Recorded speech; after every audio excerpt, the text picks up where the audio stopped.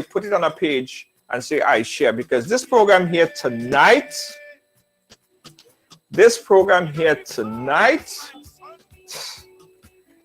I was told by my producer that I probably should get some tissue, because it is not easy and it won't be an easy one. All right, so come in and share the program. Let me do it as well. Share it once, share it twice. This is a mother's story, right? A mother sharing her story, what was just taken away from her.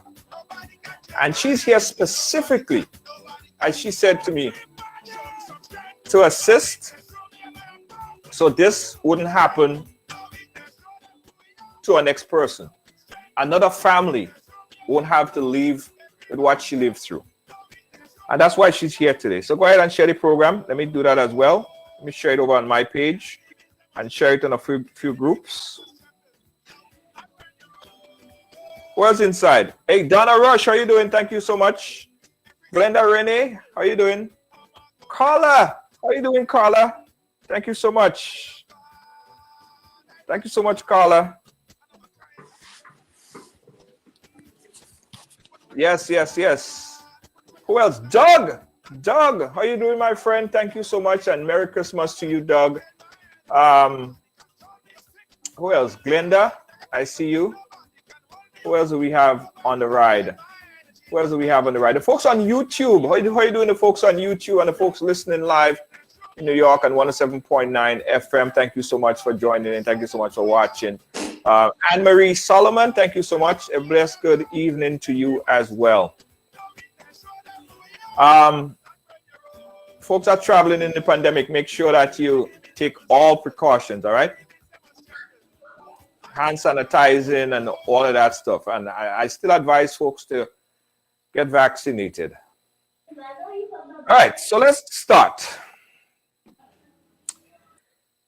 It's going to be a tough one. Tough one for me, because I am a parent, and I can't imagine something like that happening to my worst enemy.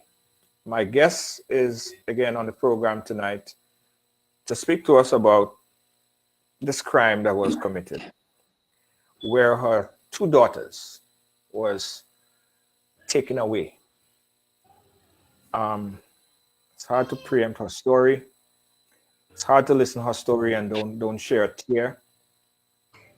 It's just a difficult one. Let's welcome to the program, guys.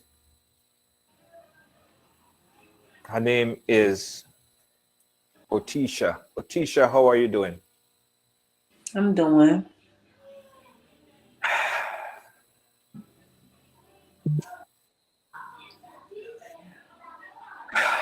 All right. Let me play a clip, guys, just to bring you up to speed on the story. Check this out. Starting off with disturbing news out of Lexington County. That's right, Darcy, and I'm Andrea Mock. Very sad update now from officials in Lexington County. We'll tell you what we know. 3 people are dead after a shooting earlier today. Now, the Sheriff's Department did confirm that the suspected gunman was, in fact, found dead from a self-inflicted gunshot wound in his parked car in Richland County later today. Now, no word on how he was connected to the victims. The victims were sisters in Lexington County. The coroner there has now identified the victims as 20-year-old Jamie Green and 25-year-old Jasmine Green. The shooting happened this morning at a home in the 200 block of Woodcote Drive, right near Highway 321 in Gaston. Detectives spoke with neighbors near the home who reported hearing gunshots early this morning at about 9 o'clock. The Sheriff's Department is continuing to investigate tonight. All right. So this is a story. And you guys don't know. Otisha, again, welcome to the program. How are you doing today? How was your day? How was your day today, Otisha? It was sad, as usual. Yeah. Lonely, depressing.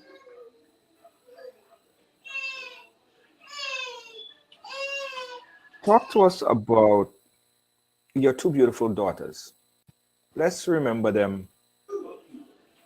Let's talk about them growing up and just let's reminisce a little bit about your two beautiful daughters. Tell us their names. My oldest daughter was Jasmine. Jasmine Green. She was phenomenal, beautiful. Yes. She was 25 years old. She had two children, Grayson and Major. She was a wonderful mother. Her whole world revolved around her children. She was like, I have 6 children, and that was like my sweetest child. She was so sweet. She did anything I asked her to do.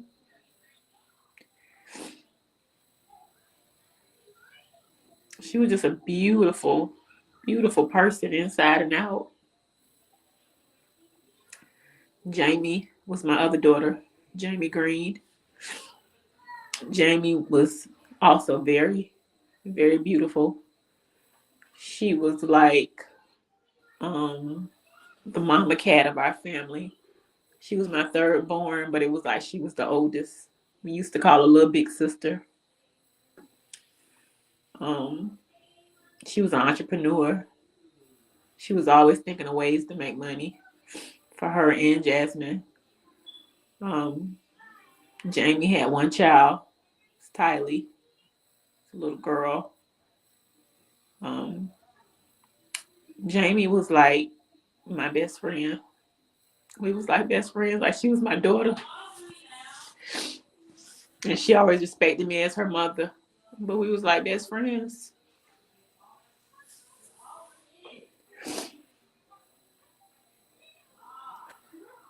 Anything that went on with our family, like Jamie handled it. And she was only 20 years old.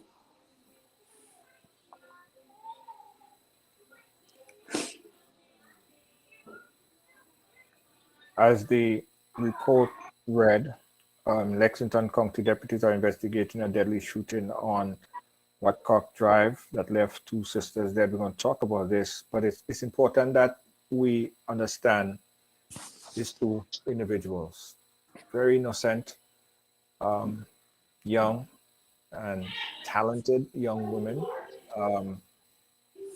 just living their lives,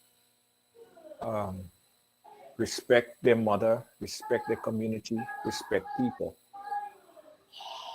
And what was the relationship between your daughter? Was it Jasmine? Tell us the relationship. Was it Jasmine? Jasmine. Right. So tell us the relationship with Jasmine and the perpetrator. Did you say with Jasmine and Tyrone? Sorry? I can't hear you.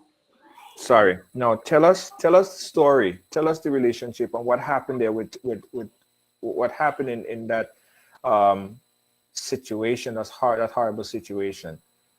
That Monday morning, I talked to Jamie about 5 o'clock in the morning because I had to go somewhere. So I left in my car. Jamie's car was broke and Jasmine didn't have a car. Both of them were staying with me. Jamie had just lost her boyfriend. He had just been killed tragically like a month earlier. So she was staying with me because he used to live with her and she was just having a hard time with that. Jasmine was staying with me trying to get away from Tyrone. That was her kid's father. I talked to Jamie about 5 o'clock that morning, and she was up feeding Tylee because Tylee stay up all night. Right. I had somewhere to go, so I had Ubered to where I want to go so they could use the car. About 8 o'clock, Jasmine took my other daughter Summer to school, and Summer said that Tyrone had been knocking on the door all morning So he was knocking on the door all morning. He started knocking, must be like maybe like 7:45, and he kept knocking. Once he left, Jasmine told Summer to come on so she could take her on to school. Summer's 12 years old. She said Jasmine dropped her off and looked at her when she got out the car and told her to have a good day. And that if I didn't come pick her up, that she'd be there to pick her up.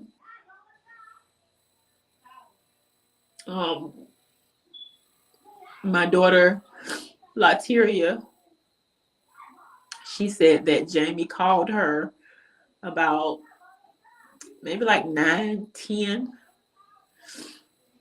and said Jamie was hollering in the phone saying that Jasmine and Tyrone were in the house fighting and arguing. And Lateria said that on the phone, she heard Jamie ask Tyrone what was he doing in the house, because I didn't want him in my house. He had came round by my bedroom. I guess he was trying to see whether I was home or not, because he couldn't figure out whether I was home because my car was there, but he didn't see me.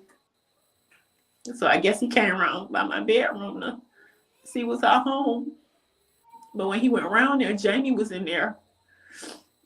And Lateria said, she was like, "What are you doing in here? My mama don't want you in here. Get out of her house."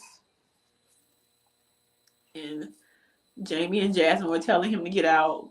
All of them started arguing. And Lateria said the phone started going crazy. And then it hung up. She said that maybe like 2 minutes went by.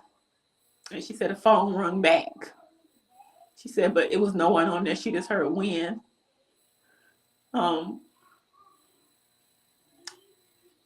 My neighbor said that when I looked at her Ring camera, you could see Jasmine and Tyrone in the yard. And Jasmine was telling Tyrone to leave. She was going in the house to go to sleep. You could see him going back to the car and getting some type of bag. And then at one point he came back out, and him and Jasmine were back in the yard arguing. And then he went in the house without Jasmine.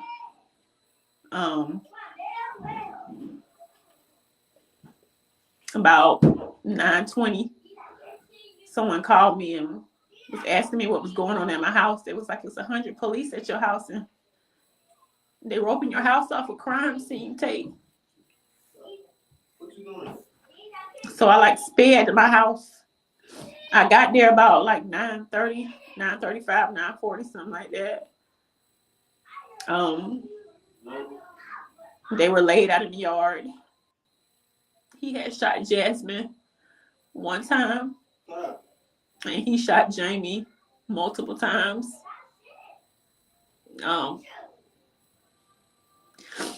When they went in the house was all tore up. The bathroom door had been bust open. There was holes all in the wall. Vases were broken. It was like, you could tell it was like a real bad fight. When I looked at them, when I got to the funeral home, you could tell that Jasmine she was fighting because some of her fingers were broken. But Jamie was doing the most fighting. Her eye was blackened. She had scratches all over her. A lot of trauma. He shot Jamie all in the head.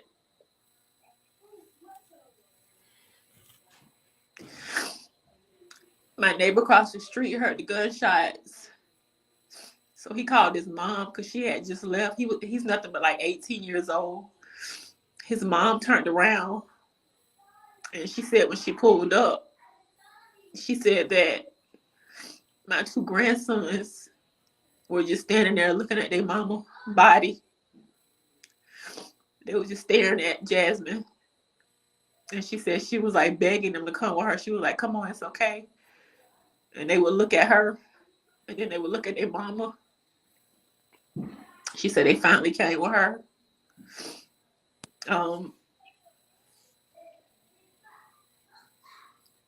I just can't believe it happened. Like we've been putting up with Tyrone mess for years. For years. After he killed my daughters, he went to his aunt's house, and the aunt said his face was all scratched up. He had a big knot upside his head. He said he had got into it with Jasmine and Jamie. And he shot him.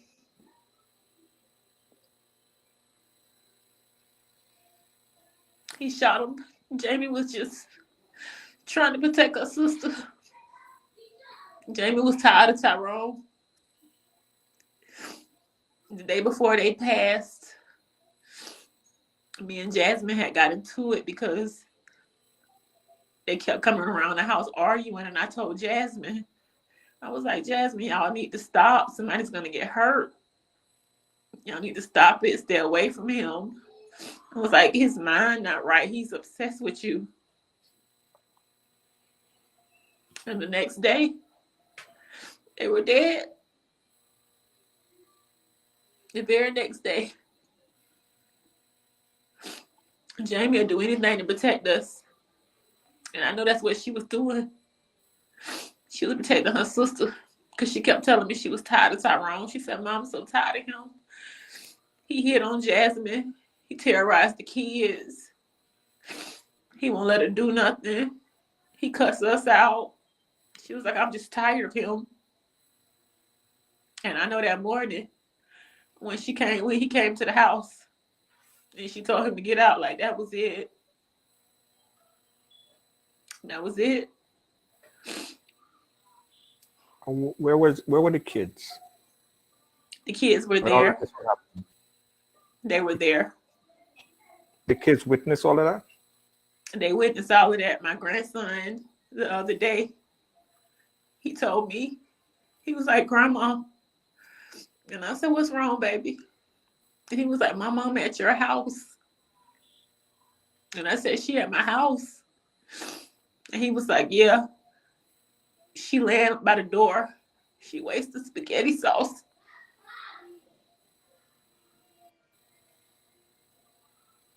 And she won't get up.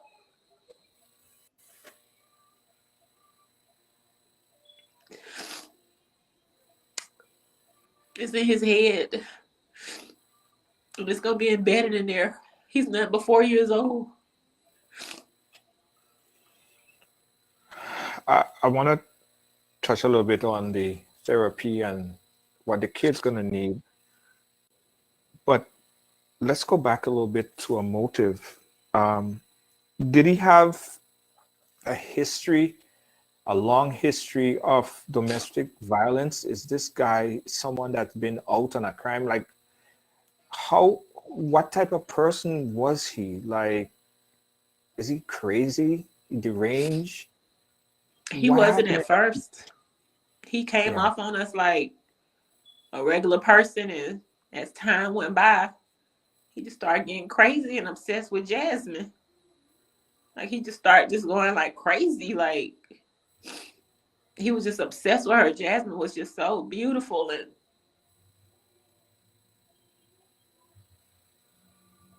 he turned into a monster. I noticed him start changing about 3 years ago. And I kept begging Jasmine to get away from him. One time, he even called her when she came to my house because she wouldn't come home. And he was like, if you don't come from over there, I'm going to come over there and I'm going to kill everybody in your mama's house. So he threatened her before. It's something that he regularly did. He threatened her previously, many times before.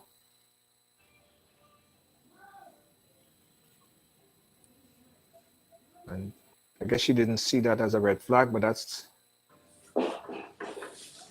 Let's talk about the instances of domestic violence, right? How close was you and Jasmine as far as talking about relationship? Did she ever come to you before and confide in you in situations that he would have had altercations and things that he done to her in the past? Did you guys have that type of communication?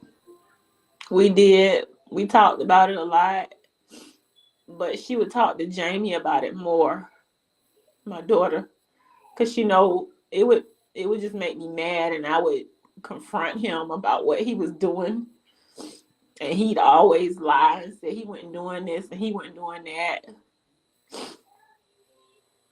He just always lie. He just like, I'm not doing this, I'm not doing that. And I was like, I know my daughter not lying. You're putting your hands on her, and I'm gonna put you in jail. And I called the police on him like twice, and they did nothing.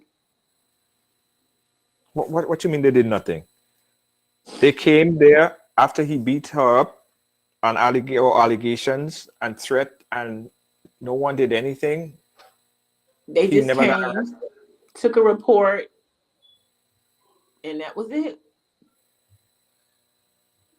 You know, in many cases of domestic violence, programs that we did here before, we learned that domestic violence don't normally start when someone, man or woman, start to get thumped in the face and cuff and kick. Sometimes it starts from the simple, don't go there, don't talk to this one, or try to keep you away from your support system, your mother, your sisters. Did Tyrone try to separate you from you, or separate her from you, He or did. separate her from her family, the rest of her family? I buy the kids like bags of clothes, just because they my grandkids, and I wanted to help take care of them. And he would throw the clothes in the trash can. Tell Jasmine we don't need her help. Tell your mama don't be sending stuff over here. I don't need her help. I can take care of my own kids.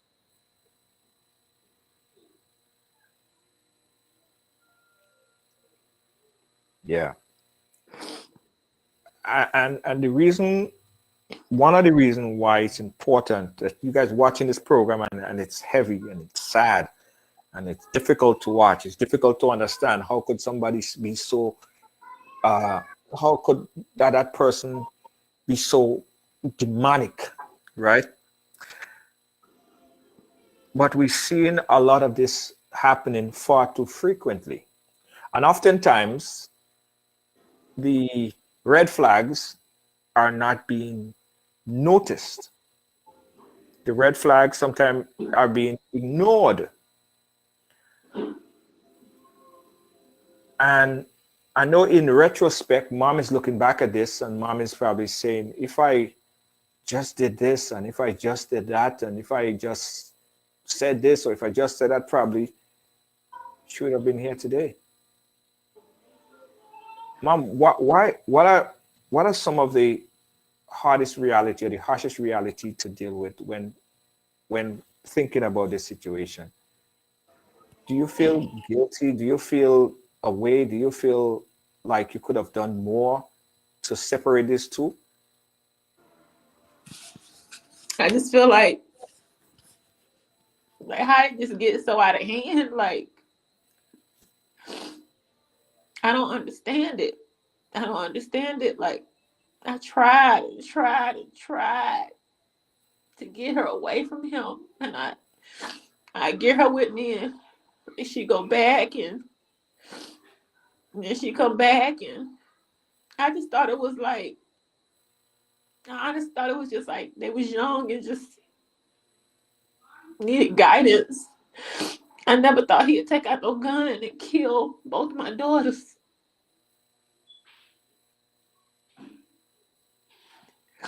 Yes. I never in a million years thought he would do that. Yes. And Mohava saying that so many what if, but you cannot leave feeling responsible. You did all that you could do from the outside. You did everything that you could have possibly done. I guess no one would have expected, including yourself, that you would have come to this reality. In terms of domestic violent situation. I know you wanted to talk about this stuff because it's therapeutic and it would help. What are some other things that women and men that are watching right now could learn from a situation like this? Again, you're here specifically, as you said, so that this situation don't happen to somebody else. What are some of the takeaway? Some of the things that we could look for or look at in a person's behavior? The signs, like when I look back now, the signs right there. Like he was just trying to control Jasmine. He didn't want Jasmine to go nowhere.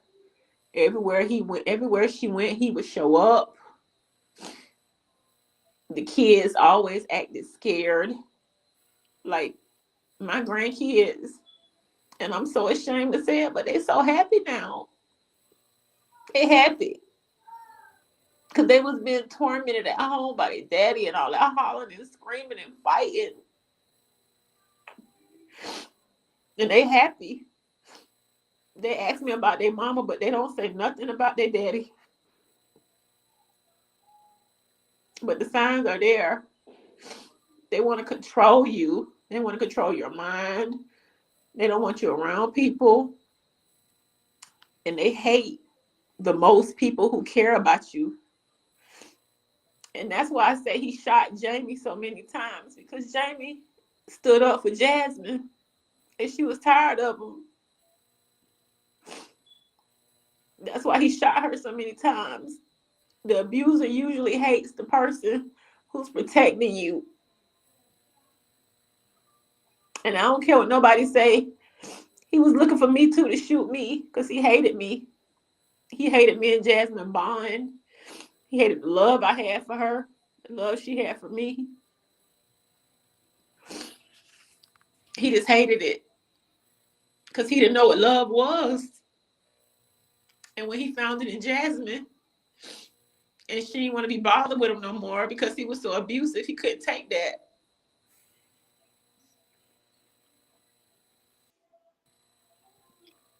Yeah. But the signs are there. Mm-hmm. Like sometimes he would come over to my house and I catch him just looking at me with this look on his face like I hate you. I hate you. Like you love your family, you protect them. I just hate you. And I look at him and he hurry up and look away. But I knew what the look was. I knew what the look was, and I never thought me loving my kids would make somebody so angry.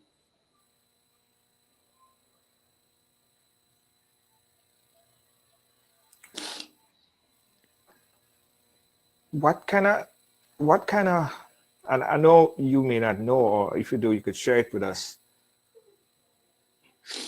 What kind of home did he grow up in?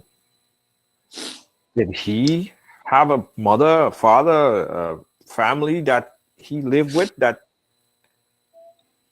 he could confide in? Where? Talk a little bit about this guy. One of my old coworkers who did his hair, because he had like the twist in his hair. She came to visit me, and she was like, "I can't believe this," and I was like, "I can't believe it either." And she was like, "No, I'm serious," because she was like, "He used to talk so good about y'all," and I was like, "Are you serious?" And she said, "Yeah." She said he used to just talk about how much you love your kids and stuff, and just brag on your family. She said the only bad thing he ever told me was how when he was little, his mom would abuse him because he didn't look like his daddy. No, because he looked so much like his daddy, and his dad didn't want his mom, so she'd abuse him.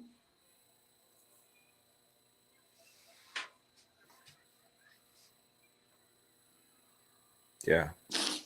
And his mom, she never wanted to help Jasmine with the kids. She called Jasmine names. Like she's like, I don't know what type of person she is. Like she's like a demon spawn or something. It's like it rubbed off on her child.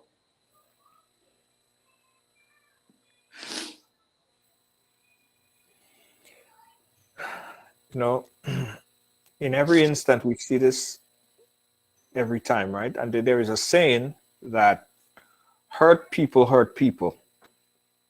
And I think that even if you look deep into this guy, as you said, he's his life of being abused is, well, we don't know what else happened to him in his life, and we don't want to suspect it.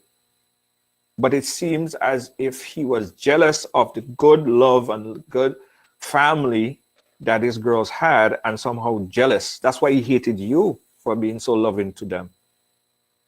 And I do whatever. I would ask him how he was doing and try to talk to him, and he just always hated me. And I tried to welcome him in our family, and because I knew he was my grandkids' father, and he just didn't like our togetherness. It was like foreign to him. Like he didn't know how to adapt to it. Yeah. He was scared to be alone. He probably of finally pulling away. Folks, we say this here all the time, right? That we all sometimes see situations when it starts, like from small, and we sometimes ignore the warning signs. But the warning signs start off. I reiterate that again. Got this from a very good friend psychologist. From the minute time someone trying to control your day-to-day behavior, want to control the people that you talk to, want to control as simple as the clothes that you wear, you have to be you just have to start putting your antennas up. We've heard a lot of instances where it started that way, and in the next 2 months, it's kick and tough and thump you're getting in your face. So we need to not ignore these warning signs, but see it and nip it in the bud. But oftentimes, when women and men as well are in this type of relationship, the most difficult thing is to get away from the relationship. Did she ever spoke to you and or her sister and articulated her need to, or her thought of getting out of the relationship? Did she ever utter those words? Well, that's why she was at my house, because she was trying to get away from him. She had been there for like 2 weeks, but I really didn't know that it was going on again because I hadn't heard them arguing in a long time. So I was like, I thought she was just there trying to help Jamie with what she was going through. But when I went to pack up Jasmine's apartment, she had to let her lights get cut off and everything. Like, she hadn't told Jamie and Latoya she wasn't going back home as long as he was there. She was going to stay with me till he left. And I just didn't know what was going on at that point, because they knew how I was. Yes. All of her clothes were at my house. I never questioned my kids when they came back home. Like, if they come home, they just home. Like, I'm not. Yes. And like the last 2 nights she was there, she slept so good and peacefully. I would ask the kids, where y'all mama? And they'd be like, she's upstairs asleep. She was tired. Yes. She was tired of a monster. Yes. Were there instances of financial abuse, emotional abuse? Well, I'm sure there's emotional abuse. There's emotional sometime before the physical abuse sets in. But did you sense that he was controlling her to stay based on finances or a place to be, or knowing that, probably telling her, you can't go back to your mother, you can't go back to your sister? Did you get any inclination or thought that he was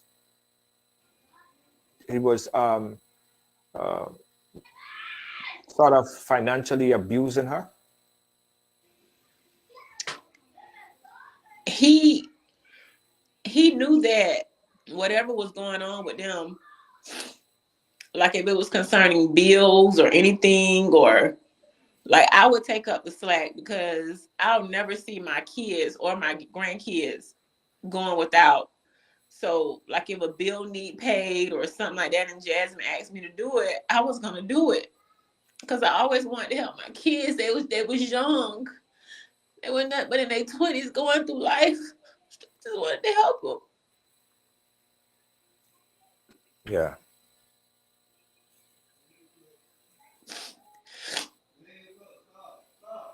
All right, let me open up the phone line, take a little break a bit. Just for anyone to that wants to call in.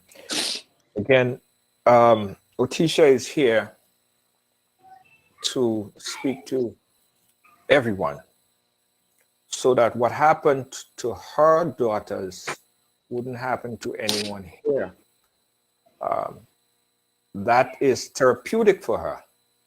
She feels that by speaking about it is going to help people. And I applaud you for building the courage, because believe it or not, this didn't happen a year ago. This didn't happen 2 years ago in November. So this is pretty fresh. So even I spoke to my producer earlier today, and I was telling her, I said, do you think that she could handle, speaking about it? And I even spoke to you, and I asked you the same question, and you wanted to do this. And again, I applaud you, because I think that as much as you're helping people, you're also helping yourself getting all of this out. So I want to feed back into you some strength. So I want some folks to call in right now. This is the number, 718-701-5720. Let's pour back some strength into Otisha, because she went through this stuff. This happened November. This happened a month or so ago. And the mother is living through this in real time. So give us a call, 718-701-5720. We're talking about when domestic violence goes completely wrong and bad. A monster in their home. Well, he wasn't living in the home. The daughter had moved back into the mother's residence for fear of what this monster would do. Her sister, who's always been protecting her, the news report was that he came in with an altercation, shot the daughter in the head, and he shot her sister multiple times. Worst case about it is, it was all done in front of the kids. The kids witnessed it. And this is a harsh and sad reality, because the kids will never forget this for as long as they live. This is a terrifying and terrible fact of the matter. All right. The mother, as you can see, is terrified about it, but she built the strength to come on this program to share it with you guys. So give her a call, please. I'm begging for the folks that's watching. I know it's hard to watch, and some people who actually been through domestic violence situations before, who wants to speak about it, because it's all about each one help one. Give us a call and let's talk about it. So you are basically helping the next sister or the next brother behind you. All right. While we wait on the call, Otisha, how are the kids today? Do they act different? Do they? You see anything that you could tell that they psychologically affecting them because of what they saw?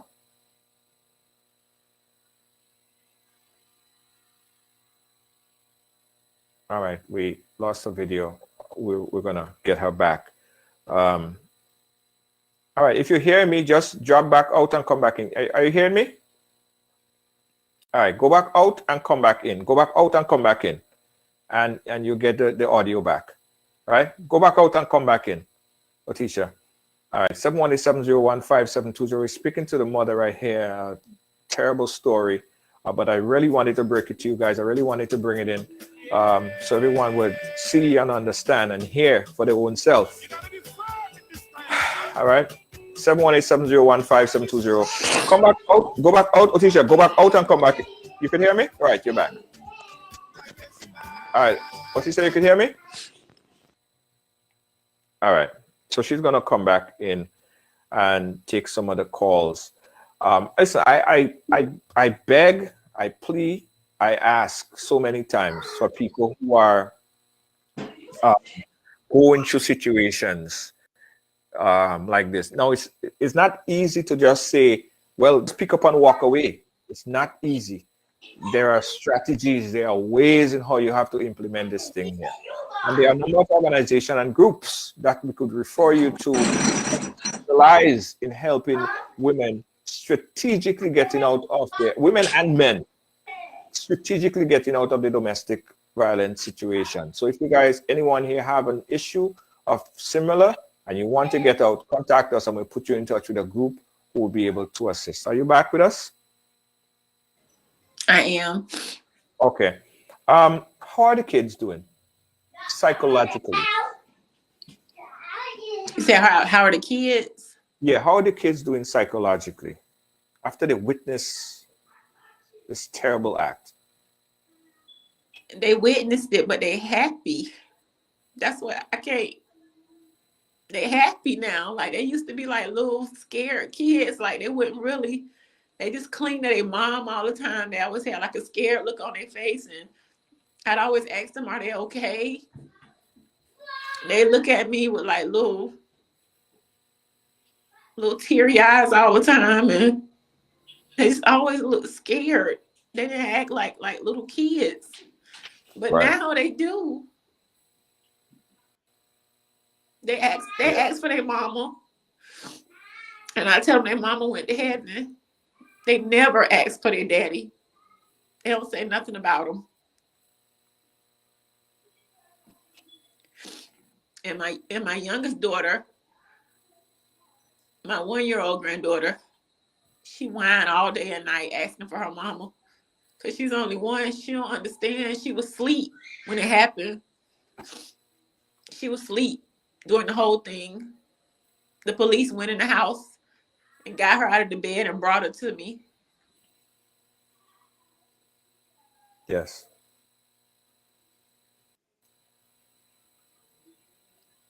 But I am going to get them some therapy because I know it's embedded in their heads what happened. They was there, they saw it. Yeah. And I know as they get older, they're going to keep asking me questions about what their mama said. Yes.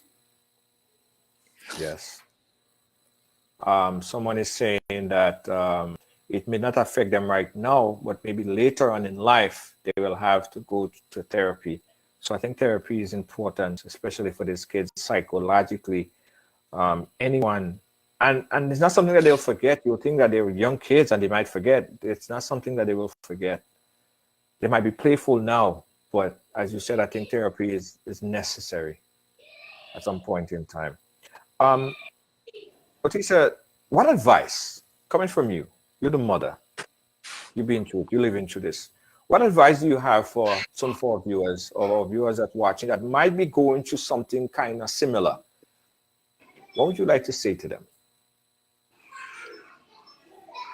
Like it's real. This is like a real ending to criminal domestic violence. It was like a finale of what we have been going through for 5 years. Like it came to a head. And if you're going through it, let somebody know. Stop accepting things that you know are not right. Nobody's supposed to be controlling you physically, emotionally, mentally, and especially if they're putting their hands on you. Because the more somebody put their hands on you, the more something devastating could happen. Yes. Or the more you can get that unlucky lick, or the more their mind could just snap. and pull out a gun like Tyrone did and kill my babies. You just never know where somebody's mind at. You can't read minds. But when they give you them signs, the controlling, the abuse, the emotional abuse, popping up where you at, questioning you all the time, always want to be where you at, don't want you to work, don't want you around your family, don't want nobody loving you but them, that's it. Those are the signs. Get away from them. They are going to hurt you or somebody around you because they're going crazy and they need help. Yes. Yeah. So I hope some of the viewers that's watching taking heed to what she say. She is probably the best person that could give you that advice right now, because she's living through it. And I'm not saying for people who are going through it right now to pack up your stuff and just leave. That's very, very dangerous. Very, very dangerous. And you don't want to tell the person or confront the person and let them know that you're going to leave either, because that's dangerous as well.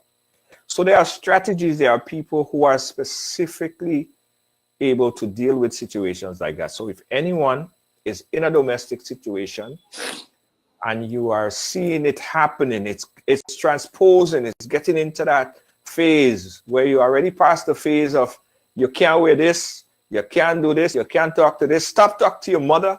Stop talking to your sister. Your sister don't like you. That's why your mother don't like you. If this song familiar to you guys, if this song familiar to anyone, man as well as woman, be very wary, because you may be in the start of something very, very dangerous. You might be in the start, so you have to nip it in the butt. Nip it in the butt, and it's important to nip it in the butt, because if you just prolong it and let it continue, it will continue. It will continue. It will continue, and it will continue. This is a sad and harsh end to a situation, a story, young life taken too soon. And mom, you don't have to feel guilty about this, because you did everything that you could have done. You did everything that you could have done. And you will be forever blessed for being a mom. But you could not have saved them at this time. This monster,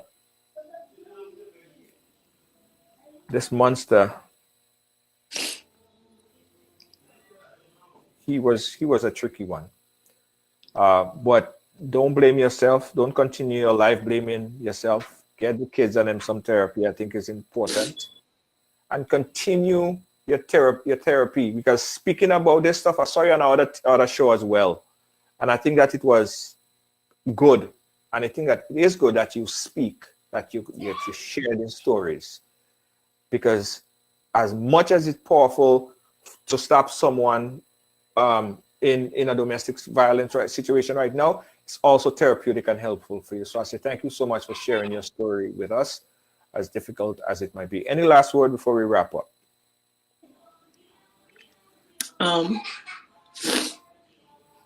You told me the same thing my son said. We were talking the other day, and I told him I just feel so guilty about what happened. And my son is only 17 years old, and he said, "Mama, you did everything you could do."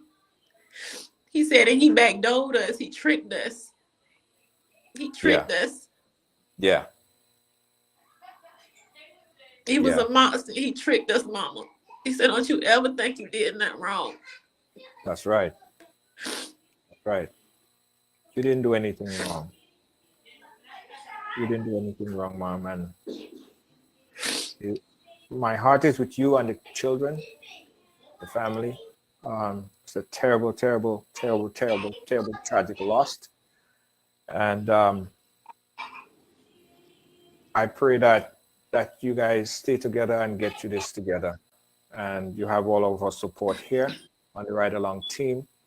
We have folks here that could, if you need to speak with, we do have folks on staff that you can talk with at any point in time. But know that you have people here that are here for you. right? If you need someone to speak to at any time, we are open air. Mom, we appreciate you coming and chat with us. You save a lot of people today. I know it. People that's watching right now, women that are watching, they probably sitting there and they be like, you know what? I need to do something about my situation. Some people sitting there right now, I could bet you, watching this program or will watch this program on the replay, and they'll say, you know what? I saw this lady on Ride Along, and she was so cheerful, and she expressed her story of what happened to her, how her situation gradually changed from being a sweetheart, from not so sweet, and then being a monster. The transformation of an individual. And if you, in the primitive stage, nip it in the butt, because there are warning signs, those are red flags.